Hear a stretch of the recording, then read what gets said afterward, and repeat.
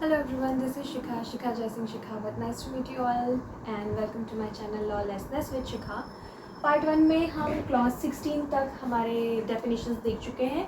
आज हम 17 से स्टार्ट करेंगे और इसमें हमें बेसिकली सिर्फ डेफिनेशन क्लियर करनी है. अब हम यहाँ पर सिर्फ डिस्कस नहीं करने वाले हैं, हम साथ में याद भी करने वाले हैं. अपने साथ साथ क्या रखनी है हमको हमारे साथ रखनी है ये बैरेट, ये वाली बैरेट, ये वाली मतलब ये वाली नहीं, प्रोफेशन इसकी द भारतीय न्याय संहिता की बैरेट रखनी है अपने साथ में. और जैसे जैसे मैं ये पढ़ाती जा रही हूँ हमें एक बार ये रिवाइज कर लेना है बस. एंड ट्रस्ट मी, आप लोगों को याद हो जाएगा. सबसे पहला है 17, life of a human being. जब भी भारतीय न्याय संहिता के अंदर लाइफ वर्ड आए तो उसका मतलब life of a human being ही होगा, अनलेस प्रूव कॉन्ट्ररी. अगर किसी वजह से या किसी चीज से, जस्ट अ मिनट में गेट बंद कर लेती हूँ.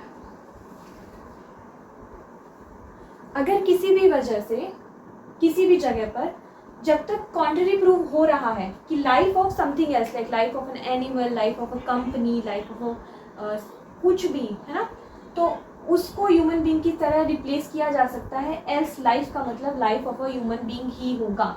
मैं थोड़ा फंबल कर रही हूँ क्योंकि ये आज ना मेरे पास माइक नहीं है, तो आपको मेरे साथ साथ आसपास की काफ़ी आवाज़ें आने वाली हैं, तो प्लीज़ उन्हें इग्नोर करना. मैं कुछ करती हूँ, माइक का पता नहीं क्यों काम नहीं कर रहा है. 18, clause 18, local laws applies to particular part of India. यानी कि किसी भी पर्टिकुलर पार्ट में अगर पूरा इंडिया है उसके अंदर अगर किसी, ये मान लीजिए पूरा राजस्थान है, मतलब लोकल लॉज क्या हो सकता है, जैसे राजस्थान के लिए राजस्थान एक्साइज एक्ट. अच्छा, इसकी स्पेलिंग नहीं आ रही, देखो मेरे को.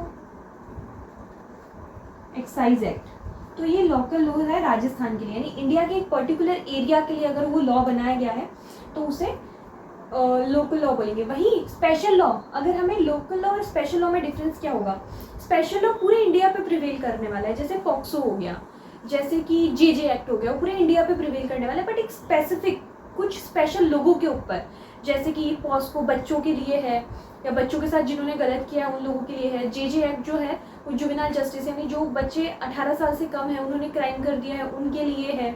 जे एक्ट के अंदर हमें कारा भी दे के रखा है ना, कि अगर एडॉप्शन का प्रोसेस कर रहा है तो वो कैसे होगा, तो एक स्पेसिफिक लोगों के लिए है. लेकिन लोकल लॉ एक पर्टिकुलर पार्ट के लिए है, वो लोगों के लिए नहीं है, पार्ट के लिए है. जैसे राजस्थान के लिए राजस्थान एक्साइज एक्ट है, राजस्थान एग्जामिनेशन प्रिवेंशन करके जो एक्ट है वो है. फिर है क्लॉज 19, मैन. मैं थोड़ा साइड हो जाती हूँ ना, पता चले कि नहीं आ रहा है. Man, male human being of any age. Man का मतलब ना किसी भी इररिस्पेक्टिव ऑफ एज, किसी भी एज ग्रुप का कोई भी आदमी वो मैन कंसिडर होगा. Clause 20, month and year according to Gregorian calendar. जो भी मतलब हम जो भी कैलेंडर अभी हम यूज़ करें, अगर आपके पास अपना फ़ोन है ना तो आप उसमें जाओ, कैलेंडर खोलो, तो जो कैलेंडर है ना वो ग्रेगोरियन कैलेंडर ही है. होप सो मैं इसका प्रोनाउंसिएशन गलत नहीं कर रही हूँ, क्योंकि मुझे प्रोनाउंसिएशन का दिक्कत है और मैं गलत करती हूँ. तो अगर मैं गलत करती हूँ तो कमेंट करके मुझे बता दो कि हाँ गलत कर रहे हो. 21, movable property that can move one place to another. Movable का मतलब है कोई भी ऐसी प्रॉपर्टी, ये मेरी प्रॉपर्टी है, ये मैं मूव कर सकती हूँ, ये मेरी प्रॉपर्टी है, मैं मूव कर सकती हूँ, मेरा फ़ोन मेरी प्रॉपर्टी है, मैं मूव कर सकती हूँ, तो ये सब मेरी मूवेबल प्रॉपर्टी है. क्या मूवेबल प्रॉपर्टी नहीं है, ये चीज़ एक्ट के अंदर नहीं दे के रखी है. एक्ट के अंदर ये दे के रखा है, एक्सेप्शन दे के रखा है कि इन स्पेसिफिक प्रॉपर्टी के अलावा हर चीज़ मूवेबल प्रॉपर्टी है. लैंड, बिल्डिंग भी नहीं दे के रखा है. बिल्डिंग की जगह दे के रखा है anything permanently attach to the earth. कोई भी लैंड वो मूवेबल प्रॉपर्टी नहीं है, वो इमूवेबल प्रॉपर्टी है. या कोई भी ऐसी चीज़ जो परमानेंटली लैंड से अटैच है, कोई भी बिल्डिंग हो गया, कोई भी घर हो गया, है ना, कोई भी मतलब ये जो पोल्स हो गए, इलेक्ट्रिसिटी पोल होते हैं वो होते हैं, जो भी चीज़ परमानेंटली अटैच है अर्थ से वो चीज़ इमूवेबल प्रॉपर्टी है, या कि हम कह सकते हैं कि मूवेबल प्रॉपर्टी नहीं है. और एक परमानेंटली फास्टेंड टू देम मतलब कोई भी चीज़ जो परमानेंटली अटैच है अर्थ से, उसके साथ अगर परमानेंटली कोई चीज़ फास्टेंड है ना तो उसको भी हम इमूवेबल प्रॉपर्टी कंसिडर करेंगे. अब परमानेंटली फास्टेंड का मतलब क्या हुआ, अगर आप बिल्डिंग में है ना, डोर्स होते हैं, बिल्डिंग में विंडोज होती है, तो ये सब क्या है, परमानेंटली फास्टेंड है। जब तक हम उस चीज़ को रिमूव नहीं कर देते हैं, जब तक वो चीज़ परमानेंटली है कि एक डोर है, वो खुल सकता है, बंद हो सकता है, लेकिन वो एक अटैच है अर्थ से, जब तक हम उसके स्क्रू वगैरह निकाल के उसे बिल्डिंग से अलग नहीं कर देते, तब तक वो भी एक डोर भी क्या है, वो भी एक इमूवेबल प्रॉपर्टी है या फिर मूवेबल प्रॉपर्टी नहीं है। अब मूवेबल प्रॉपर्टी अगेन किसका एग्जांपल है, ये नेगेटिव डेफिनेशन है। ये चीज़ नहीं बता रही कि मूवेबल क्या होती है। हम कान यूं तो पकड़ेंगे ही नहीं, हम कान पकड़ेंगे यूं। हमें ये नहीं जानना है मूवेबल प्रॉपर्टी क्या है, हमें ये जानना है कि मूवेबल प्रॉपर्टी क्या नहीं है। मेरे को लगता है मैं कभी कभी बहुत ज़्यादा जल्दी बोल देती हूँ। अगर ऐसा होता है तो सॉरी फॉर दैट, मेरी आदत है जल्दी बोलने की। तो अगेन हम एक बार रिवाइज कर लेते हैं। 17 यानी life of a human being. जब तक कॉन्ट्ररी प्रूव ना हो जाए कि हम किसी और चीज़ की लाइफ के बारे में बात कर रहे हैं, तब तक हम उसे लाइफ ऑफ ह्यूमन बीइंग मानेंगे। 18 लोकल लॉज, किसी भी पर्टिकुलर पार्ट ऑफ इंडिया के ऊपर अगर कोई लॉ अप्लाई हो रहा है उसे लोकल लॉ बोलेंगे। मैन का मतलब होगा male human being of any age, भले वो 6 महीने का आदमी हो या वो 60 साल का आदमी हो, फर्क नहीं पड़ता, आदमी ही होने वाले हैं। 20, वैसे उसे चाइल्ड की डेफिनेशन कंसिडर करेंगे, बट यहाँ पे इररिस्पेक्टिव ऑफ एज हम मेल बोलेंगे। मंथ एंड ईयर जो हम calendar day to day life में यूज़ करते हैं उसके हिसाब से ये वर्ड ग्रेगोरियन कैलेंडर है शायद। मैं ये बार बार लेना नहीं चाहती, मेरा मजाक उड़ेगा कि बोलना भी नहीं आता।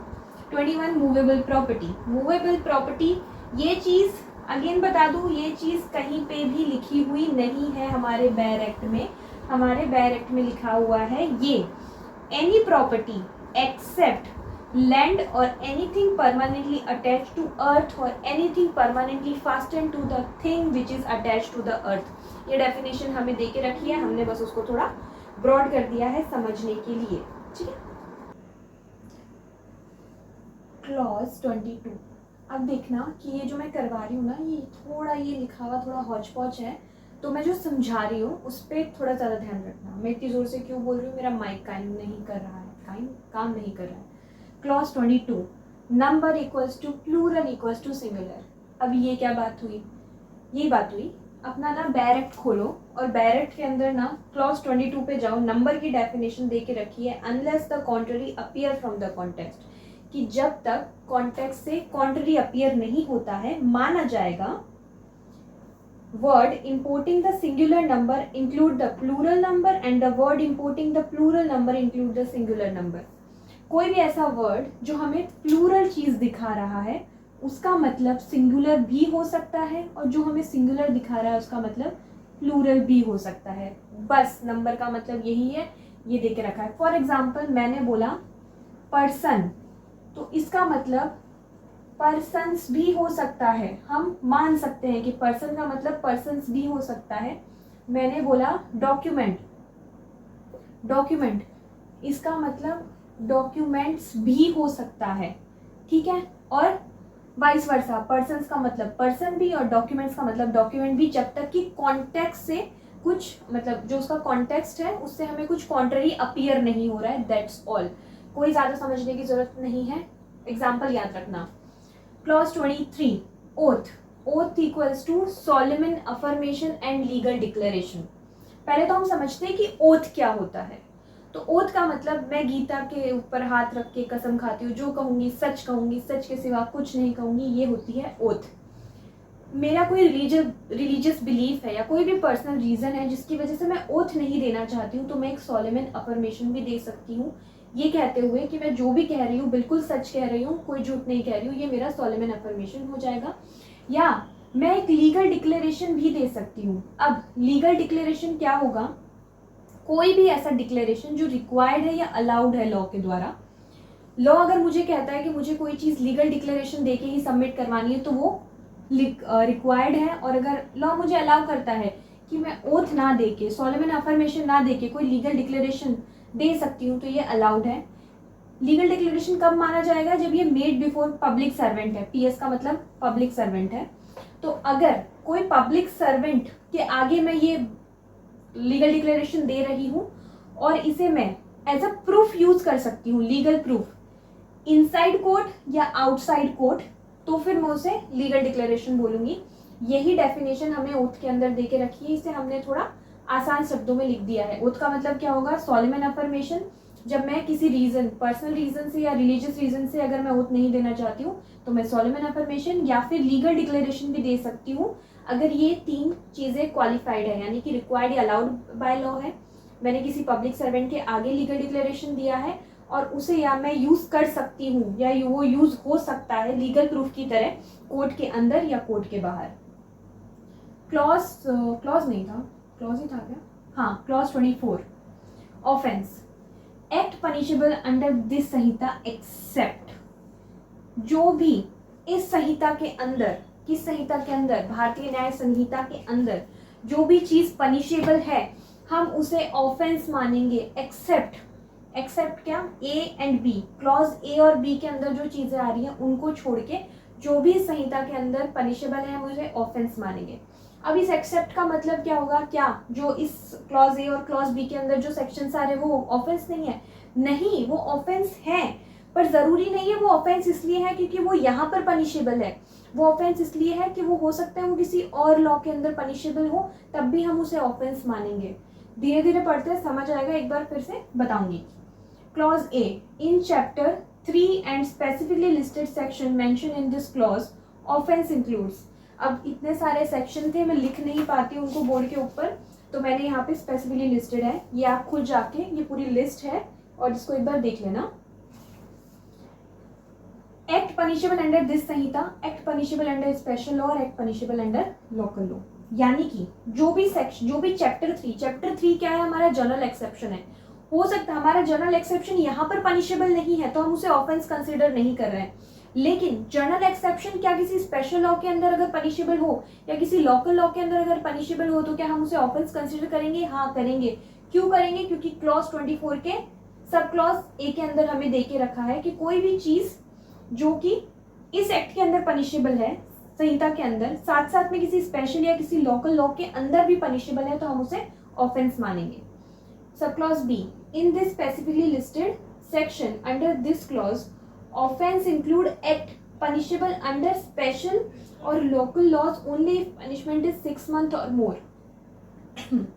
यानी कि अब इसके अंदर एक लिस्ट तो हमें यहाँ दे के रखी है क्लॉज ए के अंदर, सब क्लॉज ए के अंदर, दूसरी लिस्ट हमें सब क्लॉज बी के अंदर दे के रखी है, और जो सब क्लॉज बी वाली जो लिस्ट है ना, हम उसे ऑफेंस कब मानेंगे?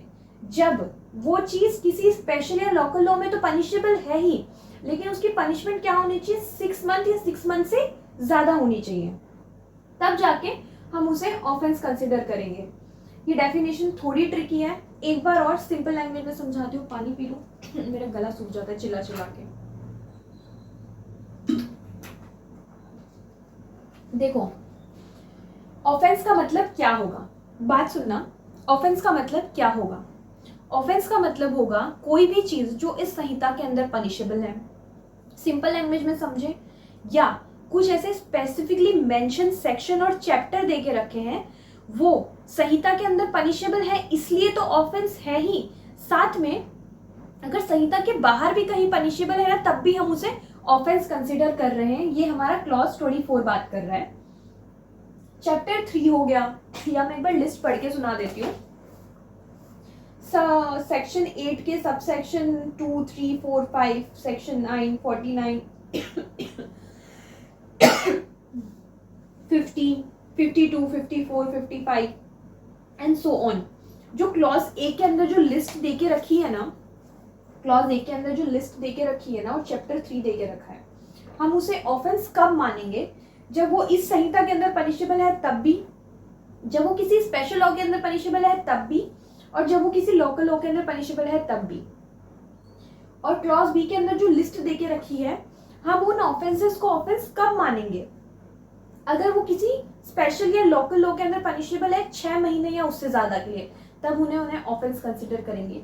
ये जो है ना ऑफेंस, ये ना थोड़ा उसका एरिया बड़ा कर रहा है, वास्ट कर रहा है, जहाँ पे ये जो डेफिनेशन सिर्फ इस संहिता के अंदर जहाँ पे हो रही है वहां पे नहीं, मतलब संहिता के अंदर जो चीज पनिशेबल है सिर्फ उसे ही ऑफेंस नहीं बनाती, संहिता के बाहर भी कुछ चीजें हैं जो अगर पनिशेबल है किसी और एक्ट के अंदर तब भी वो ऑफेंस होगा। सिंपल है पर थोड़ा ट्रिकी है, समझने वाला है। पढ़ोगे ना तो नहीं समझ आएगा, बट एक बार ये डेफिनेशन पढ़ लेना यहाँ पे जो लिखा हुआ है वो, और उसके साथ में जब जाके एक्ट पढ़ोगे ना तो समझ आ जाएगा। ठीक है। Clause 25, omission, series of failure as single failure. First of all इसे हम किसके साथ कनेक्ट कर सकते हैं? क्या हम इसे क्लॉज 1 के साथ कनेक्ट कर सकते हैं जहाँ हमें एक्ट की डेफिनेशन दे के रखी है? सेम डेफिनेशन है कि series of act as a single act, series of omission. ये ओमिशन एक्चुअली अगर हम बेयर एक्ट में देखेंगे तो ये ओमिशन है, तो series of failure as a single failure ये मैंने लिखा है। सीरीज ऑफ फेलियर है मेरे पास, मैं मान लो एक पब्लिक सर्वेंट हूँ और मुझे किसी की रिपोर्ट लिखनी थी, मैंने एक बार उसकी रिपोर्ट नहीं लिखी, दूसरे दिन आया नहीं लिखी, तीसरे दिन आया नहीं लिखी, तो क्या ये मेरा सीरीज ऑफ ओमिशन, क्या मेरे सिंगल ओमिशन की तरह ट्रीट किया जा सकता है? हाँ।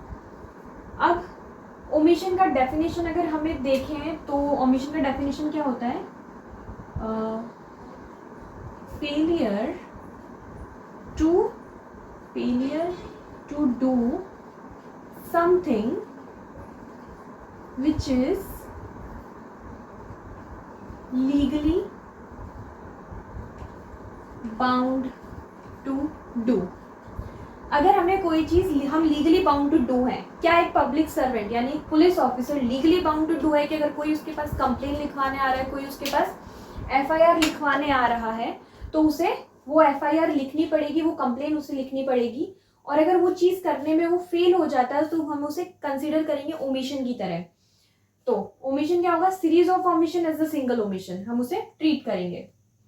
क्लॉज 26 इसे हमें किसके साथ पढ़नी है? एक्ट नंबर क्लॉज नंबर 1 के साथ पढ़ना है। ऐसे पढ़ेंगे ना तो चीजें याद होती जाएगी।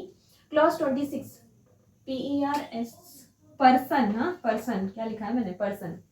पर्सन का मतलब कोई ह्यूमन बीइंग तो हो ही सकता है।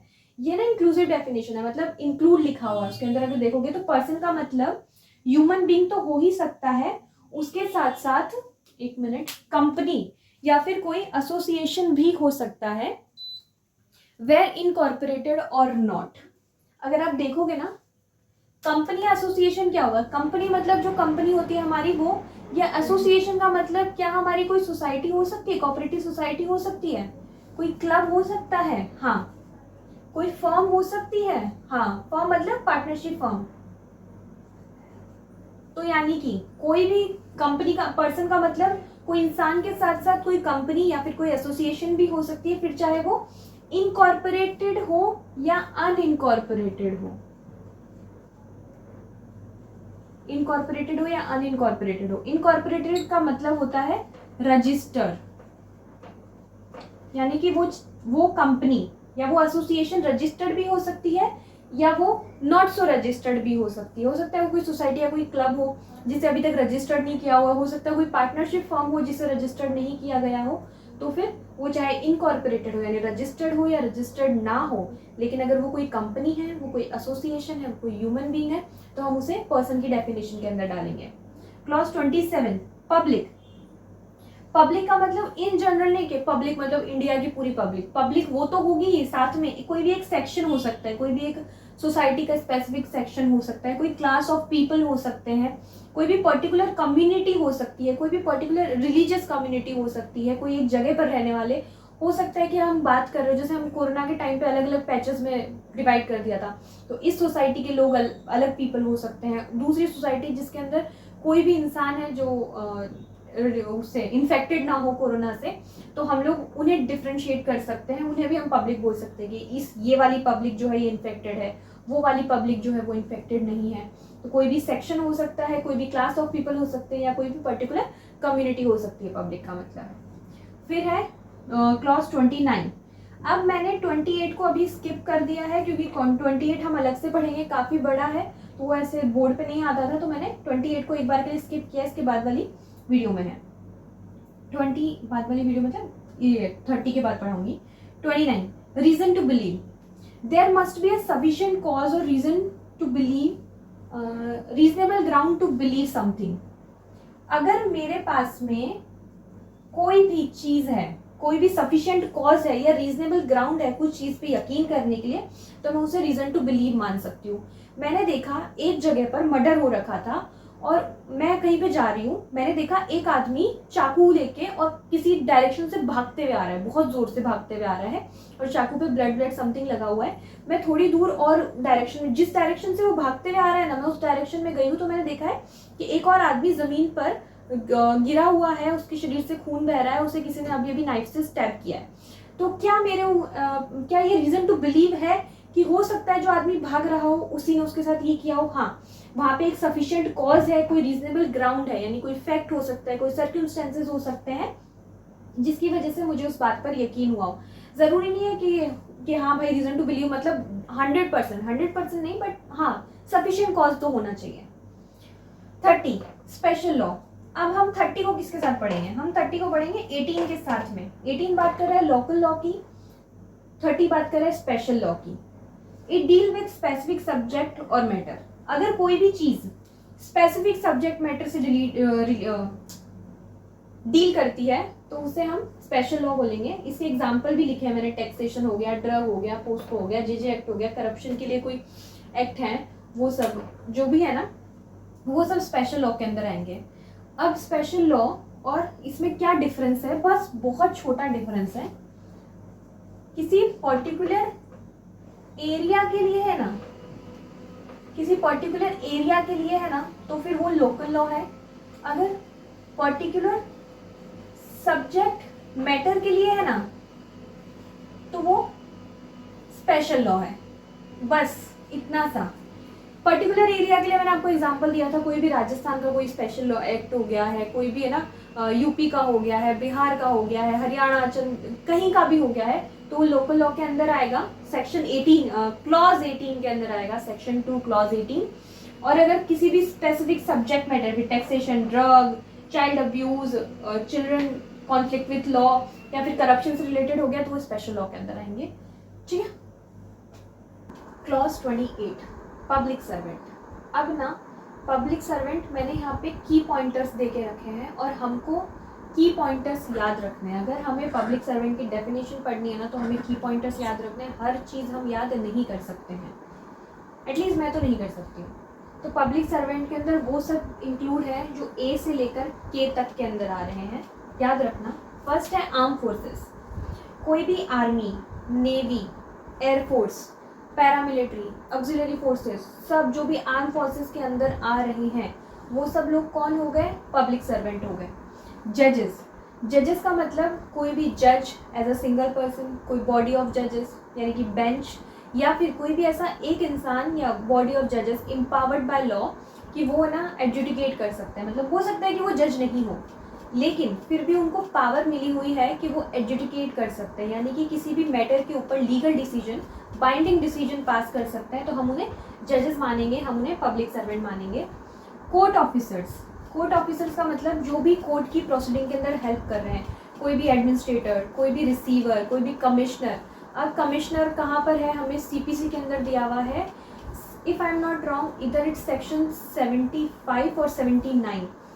प्लीज़ कमेंट सेक्शन में बता देना कि कौन सा सही है। कमिश्नर दे के रखा है। फिर जो भी इंसान ना डॉक्यूमेंट रिसीव कर रहा है, जो भी है ना एडजुडिकेट करने में हेल्प कर रहा है, कोई भी ऐसा इंसान जो ओथ एडमिनिस्ट्रेट कर रहा है, जो कि एग्जीक्यूट कर पा रहा है कोर्ट का ऑर्डर, तो उसे हम कोर्ट ऑफिसर मानेंगे और वो भी पब्लिक सर्वेंट की डेफिनेशन में आएंगे। फिर है डी, एसेसर और पंचायत मेंबर असिस्टिंग कोर्ट और पब्लिक सर्वेंट। ये कोर्ट है, सी फॉर कोर्टियर, और ये पीएस मतलब पब्लिक सर्वेंट, देख लेना। तो कोई भी असेसर या पंचायत का मेंबर है जिसका काम है असिस्ट करना। किसको असिस्ट करना? कोर्ट को असिस्ट करना है, किसी पब्लिक सर्वेंट को असिस्ट करना, तो हम उसे पब्लिक सर्वेंट मानेंगे। आर्बिट्रेटर। आर्बिट्रेटर यानी आर्बिट्रेशन में हमने पढ़ा है ना, आर्बिट्रेटर कौन होता है? आर्बिट्रेटर भी पब्लिक सर्वेंट होता है। और आर्बिट्रेटर के साथ में एक और चीज़ दी हुई है डीई के अंदर, हमको कोई भी ऐसा इंसान जिसे कोर्ट ने या फिर कोई भी लीगल अथॉरिटी ने उसे एम्पावर किया है कि वो किसी भी मैटर के ऊपर कोई डिसीजन दे, कोई रिपोर्ट प्रिपेयर करे, तो वो भी पब्लिक सर्वेंट आएगा। तो arbitrator plus that one person जिसे कोर्ट ने या फिर लीगल अथॉरिटी ने एम्पावर किया है किसी भी मैटर के ऊपर रिपोर्ट देने के लिए। Person with power of confinement. अब यहाँ पे जेलर हो सकता है, ईएफ, कोई भी जेलर हो सकता है, या भी कोई भी ऐसा इंसान जिस पे जो है ना लीगली एम्पावर है कि वो दूसरे इंसान को इसमें कन्फाइनमेंट के अंदर रख सकता है तो वो पब्लिक सर्वेंट होगा। जी, government officers, law and order and public safety. अब यहाँ पे ना इसमें और इसमें क्या डिफरेंस है, ये भी है ना पुलिस ऑफिसर की बात कर रहा है, ये वाला सेक्शन भी सिर्फ पुलिस ऑफिसर की बात नहीं कर रहा है, पर ये भी पुलिस ऑफिसर की बात कर रहा है और ये भी पुलिस ऑफिसर की बात कर रहा है। यहाँ पे जो गवर्नमेंट ऑफिसर है ना, उसका काम है लॉ और ऑर्डर बरकरार रखना, यानी कि किसी इंसान को अगर प्रिवेंशन करना, मतलब कि अगर कोई गलत काम हुआ है, कोई भी ऑफेंस कमिट हुआ है तो उसे प्रिवेंट करना। ऑफेंस प्रिवेंट तो नहीं होगा, बट हाँ, ऑफेंडर को पकड़ के कोर्ट के आगे लेके आना, वो यहाँ पे काम है उस ऑफिसर का। या फिर क्या बोलते हैं उसको, जस्टिस करने में हेल्प करना। पब्लिक सेफ्टी यानी कि सैनिटाइजेशन बोल सकते हैं हम, जो सैनिटरी वर्कर्स आएंगे वो इसके अंदर आएंगे, कोई भी कन्वेंस के अंदर हेल्प करना। Law and order and public safety के अंदर जो भी ऑफिसर्स आएंगे वो पब्लिक सर्वेंट होंगे और वो सब क्लॉज जी के अंदर आएंगे। ठीक है, यहाँ पे उनका काम है पुलिस ऑफिसर का कि कन्फाइनमेंट में रखें। यहाँ पर काम है कि पकड़ के जज के आगे लेके आए ताकि वो उनको कन्फाइनमेंट में डाल सकें। FIR लिखना, लोगों की हेल्प करना, ये सब यहाँ पर है। H, government revenue and property officer. कोई भी ऐसा ऑफिसर जिसका काम गवर्नमेंट रिवेन्यू को हैंडल करना है या गवर्नमेंट की प्रॉपर्टी को हैंडल करना है, वो भी पब्लिक सर्वेंट होगा। ये भी बहुत वास्ट डेफिनेशन है, बहुत सारे लोग होंगे इसके अंदर, तो इसको एक बार पढ़ लेना। I, local authority officer. Local authority officer कोई भी हो सकता है, तहसीलदार हो सकता है, पटवारी हो सकता है, हमारा जो वीडियो होता है विलेज डेवलपमेंट ऑफिसर हो सकता है, ये सब लोकल ऑफिसर्स होते हैं। इनके अलावा कोई रजिस्ट्रार हो सकता है, कमिश्नर हो सकता है, वो सब लोकल अथॉरिटी ऑफिसर आएंगे, वो सब पब्लिक सर्वेंट है। जे, इलेक्शन ऑफिसर। इलेक्शन ऑफिसर कौन होंगे, जिनका काम है इलेक्टोरल रोल को प्रिपेयर करना, इलेक्शन कंडक्ट करवाना, वो सब इलेक्शन ऑफिसर्स होंगे। के की क्या है ना, जो भी इन सब के अंदर छूट गया है ना, के ने उसे अपने अंदर कंपाइल कर दिया है। के ने क्या बोला है, कोई भी ऐसा इंसान जो गवर्नमेंट की सर्विस या उसके पे के अंडर हो, गवर्नमेंट की सर्विस या पे के अंदर हो ना, उसे हम पब्लिक सर्वेंट बोलेंगे। उसके अलावा कोई भी ऐसा इंसान जो लोकल अथॉरिटी के अंदर काम करता है, as a general clauses act. अगर लोकल अथॉरिटी में है, कोई भी कॉरपोरेशन के अंदर है जो स्टैब्लिश किया सेंट्रल या स्टेट गवर्नमेंट ने, या फिर किसी गवर्नमेंट कंपनी के अंदर हो जो कंपनीज एक्ट 2013 के अंदर है। अगर इन तीनों में से कोई भी कैटेगरी के अंदर कोई इंसान है, या फिर अगर कोई इंसान गवर्नमेंट उसे पे करती है, या फिर वो गवर्नमेंट को सर्विस देता है, तो हम उसे पब्लिक सर्वेंट बोलेंगे। ये सब डेफिनेशन हमारी आ गई। वापस बोल रही हूँ, ये सबके की पॉइंटर्स हैं, इनको अच्छे से याद रखना। ए में आर्म फोर्सेस, बी में जजेस या कोई भी ऐसा इंसान जो एम्पावर है जजमेंट देने के लिए, सी में कोर्ट ऑफिसर्स जो भी कोर्ट को जज को हेल्प करते हैं, कोर्ट के अंदर बैठते हैं। कोर्ट की स्टार्टिंग, अगर हम लोग सब वकील हैं, हम सब लोग कोर्ट में गए हैं, वहाँ पे कितने सारे कहीं पे डॉक्यूमेंट देने होते हैं, कोई हमारी ओथ लेता है, कहीं पे कुछ वेरीफाई करना होता है, कहीं पे हमें जाके एप्लीकेशन देनी होती है कि हमें हमारी जजमेंट या डिग्री के चाहिए, कॉपी चाहिए, तो वो सब क्या होंगे, कोर्ट ऑफिसर्स में आ जाएंगे। असेसर है या पंचायत मेंबर है जो कोर्ट को या पब्लिक सर्वेंट को असिस्ट करेंगे। ई के अंदर आर्बिट्रेटर है या कोई भी ऐसा इंसान है जिसे कोर्ट ने या फिर लीगल अथॉरिटी ने एम्पावर किया है। एफ है person with power of confinement, कोई भी इंसान जो किसी को कन्फाइनमेंट में रख जाता है, उसकी लीगल ड्यूटी है, रिस्पॉन्सिबिलिटी है, तो वो एफ के अंदर आएंगे। जी, कोई भी ऑफिसर जिसका काम है लॉ ऑर्डर और पब्लिक सेफ्टी को मेंटेन करना, वो जी में आएंगे। H, government revenue and property, जिसका भी काम है कि गवर्नमेंट रिवेन्यू को देखे, गवर्नमेंट प्रॉपर्टी को मैनेज करे, वो सब एच में आएंगे। I for local authority officers, कोई भी लोकल अथॉरिटी है, जैसे हमने लोकल लॉज पढ़े वैसे लोकल अथॉरिटी भी होती है। म्यूनसिपैलिटी के अंदर कोई हो सकता है, कोई तहसीलदार हो सकता है, कोई कमिश्नर हो सकता है, कोई ना वीडियो हो सकता है। जे के अंदर आएगा इलेक्शन ऑफिशियल्स, जिनका काम है इलेक्शन करवाना, इलेक्टोरल रोल प्रिपेयर करना, इलेक्शन कंडक्ट करवाना। और आई के अंदर वो लोग आएंगे जो ए से लेकर जे तक, जो लोग हमने नहीं बताए हैं, वो सब के अंदर आ जाएंगे। फर्स्ट आई, ये परफेक्ट है, कोई भी इंसान जो गवर्नमेंट को सर्विस दे रहा है या कोई भी इंसान जो गवर्नमेंट से पे ले रहा है, वो पब्लिक सर्वेंट हो जाएगा। पे का मतलब ऐसा नहीं कि सोशल स्कीम्स है तो गवर्नमेंट किसी को भी पे करती है ना, वृद्धा स्कीम चलती है जिसके अंदर ना वृद्धा पेंशन स्कीम के अंदर अगर गवर्नमेंट उनको दे रही तो पब्लिक सर्वेंट हो गए, नहीं, उनको पे मिल रहा है क्योंकि वो गवर्नमेंट को सर्विस दे रहे हैं, वो पब्लिक को सर्विस दे रहे हैं। और 2 के अंदर वो सारे इंसान जो एम्प्लॉयड हैं किसी लोकल अथॉरिटी में किसी कॉरपोरेशन में जो इस्टेब्लिश गवर्नमेंट, सेंट्रल गवर्नमेंट या स्टेट गवर्नमेंट ने की हो, या किसी गवर्नमेंट कंपनी को, जिसे कंपनीज एक्ट 2013 के अंदर जो गवर्नमेंट ने कंपनी इस्टेब्लिश की हो। ठीक है, अब इसके अंदर ना 3 एक्सप्लेनेशन भी देके रखी है। एक्सप्लेनेशन ए बोल रही है कि, एक सेकेंड मैं पढ़ लेती हूँ, अगर कोई इंसान डायरेक्टली गवर्नमेंट ने अपॉइंट नहीं किया है तो भी अगर वो ए से लेकर के तक कहीं पर भी आ रहा है और गवर्नमेंट ने डायरेक्टली अपॉइंट नहीं किया है, तब भी हम उसे क्या पब्लिक सर्वेंट मानेंगे। बी बोल रहा है डिफॉल्ट के बारे में, अगर किसी के डिफॉल्ट इन अपॉइंटमेंट,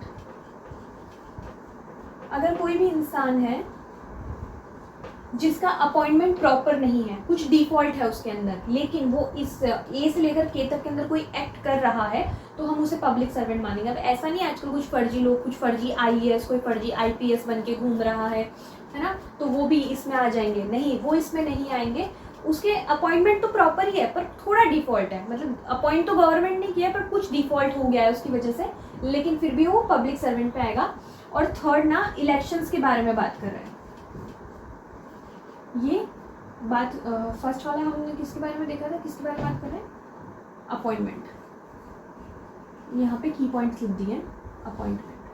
अगर अपॉइंटमेंट डायरेक्ट गवर्नमेंट ने नहीं किया है पर यहाँ पे कहीं पे वो इंसान फॉल कर रहा है, तो भी हम उसे पब्लिक सर्वेंट मानेंगे। अगर उसके अपॉइंटमेंट में थोड़ा कुछ डिफॉल्ट है लेकिन वो इनमें से कहीं पर फॉल कर रहा है और वो एज अ पब्लिक सर्वेंट काम भी कर रहा है, तो हम उसे पब्लिक सर्वेंट मानेंगे। और जो सी है ना, वो डेफिनेशन, ये बात करता है एक्सप्लेनेशन इलेक्शन के बारे में। इलेक्शन का मतलब सिर्फ एमपी के इलेक्शन नहीं, एमएलए के इलेक्शन, पंचायत के इलेक्शन, म्यूनसिपल कॉर्पोरेशन के इलेक्शन, किसी भी टाइप का कोई भी इलेक्शन है और उसे तो इलेक्शन जे के अंदर इलेक्टोरल ऑफिसर, अगर कोई भी इंसान उसके लिए प्रिपरेशन कर रहा है, वो कंडक्ट करवा रहा है, तो वो सब क्या होंगे, पब्लिक सर्वेंट होंगे। 28 हो गई, इसे नोट कर लेना कहीं पर, याद करने में आसानी होगी। Clause 31 valuable security. Valuable security क्या होती है, वो डॉक्यूमेंट्स होते हैं जो कि या तो क्रिएट करते हैं या चेंज करते हैं लीगल राइट्स के अंदर। इसका हम एग्जांपल देख सकते हैं, कोई भी सेल डीड हो गई, सेल डीड वो मैंने किसी ए ने बी से एक घर के लिए सेल डीड करी, मेरे को घर बनाना भी नहीं आता, कुछ नहीं आता मेरे को, हाँ, ए ने बी से सेल डीड करी कि ये आज से ये घर बी का हुआ, तो ये क्या कर रही है, क्रिएट कर रही है बी के फेवर के अंदर लीगल राइट और चेंज कर रही है ए के फेवर में लीगल राइट। तो वो जो सेल डीड हुई वो क्या हुआ, वैल्यूएबल सिक्योरिटी हुआ। एक्नॉलेज लीगल लाइबिलिटी, अगर मैंने किसी से लोन लिया है और मैं वो लीगल लाइबिलिटी एक्नॉलेज कर देती हूँ किसी भी पेपर के अंदर, किसी भी के अंदर, कोई भी प्रॉमिसरी नोट हो गया, कुछ भी हो गया, तो वो सब क्या हो गया, वो मेरा वैल्यूएबल सिक्योरिटी हो गया। Admit absence of legal right, या फिर मैं किसी डॉक्यूमेंट में लिख के दे सकती हूँ कि ये जो भी प्रॉपर्टी है, यानी मान लो मेरा कोई मेरी क्या बोलते हैं उसको, प्रॉपर्टी को क्या बोलते हैं, जो मेरे पूर्वजों से मुझे मिली है, सक्सेशन, जो भी वो प्रॉपर्टी होती है, मैं वर्ड्स भूल जाती हूँ।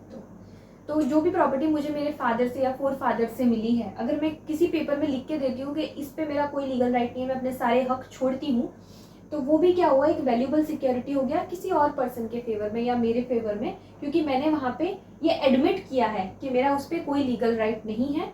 तो फिर कोई भी ऐसा डॉक्यूमेंट जो क्रिएट करता है या चेंज करता है लीगल राइट को, जो लाइबिलिटी को एक्नॉलेज करता है या एडमिट करता है एब्सेंस ऑफ लीगल राइट, तो हम उसे क्या बोलेंगे, हम उसे वैल्यूएबल सिक्योरिटी बोलेंगे। अब ये समझने के बाद में जाके डेफिनेशन पढ़ो, क्लॉज 31 के अंदर समझ आ जाएगी। 32 वेसल। वेसल का मतलब ही हमेशा याद रखना शिप होता है। वेसल मतलब वो चीज़ जो पानी में चलती है, मछली नहीं, लेकिन वेसल ट्रांसपोर्ट पीपल और गुड्स बाय वाटर, उसे हम वेसल कहेंगे। 33 वॉलेंटरीली।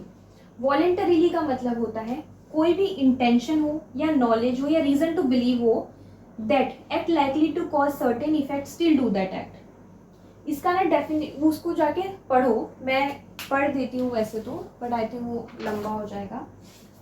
ये रहा, a person is said to cause an effect voluntarily when he cause it by means where he intended to cause it or by means of which at the time employing those means he knew यानी knowledge or had reason to believe to be likely to cause।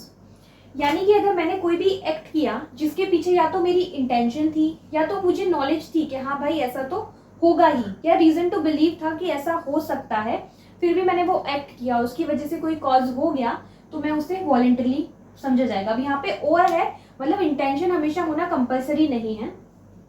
ये एक घर था, ये एक घर था, इसके अंदर मैंने जाके और आग लगा दी इस घर को, ठीक है। अब इसके अंदर दो लोग भी रह रहे थे। मेरे आग लगाने की रीजन ये था कि मैं इसमें आग लगाऊंगी और इसमें आग लगा के ये जो बाजू वाला घर है ना, मैं इसमें चोरी कर लूंगी, ताकि सबका ध्यान इस पे आ जाएगा और मैं पीछे से जाके इसमें चोरी कर लूंगी। तो मैंने आग लगाई, उस वक्त मुझे पता था कि इसके अंदर दो लोग हैं और मुझे नॉलेज थी कि वो दो लोग मर सकते हैं, या रीजन टू बिलीव था कि आग लगाऊंगी तो वो इंसान, वो जो दो लोग थे वो तो मर ही जाएंगे। लेकिन क्या मैं बाद में जाके बोल सकती हूँ कि नहीं मेरा उनका मारने का इरादा नहीं था, मेरा तो चोरी करने का इरादा था, ये पता नहीं मर कैसे गए, मेरा कोई इंटेंशन नहीं था। फिर भी मैंने वॉलेंटरली किया क्योंकि मेरी नॉलेज थी, मेरा रीजन टू बिलीव था मेरे पास में कि आग लगाने से उन दोनों की जान चली जाएगी। तो वो एक्ट क्या होगा, वॉलेंटरी होगा। जहाँ पे इंटेंशन हो, नॉलेज हो या रीजन टू बिलीव हो कि कोई भी एक सर्टेन एक्ट है वो जाके ऐसा इफेक्ट देने वाला है आगे जाके, और फिर भी वो एक्ट करती हूँ, तो उसे वॉलेंटरली कहा जाएगा, ठीक है।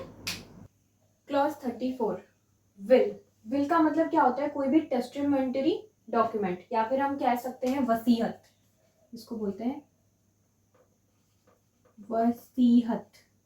अगर मैं मरने से पहले ये बात डिसाइड कर दूं पहले से कि मेरी कितनी प्रॉपर्टी किसको मिलने वाली है, तो फिर वो क्या होगी, विल होगी, टेस्टामेंटरी डॉक्यूमेंट होगा। अगर कोई भी इंसान अगर बिना विल के मर जाएगा तो उसे क्या बोलेंगे, डाइड इंटरस्टेट।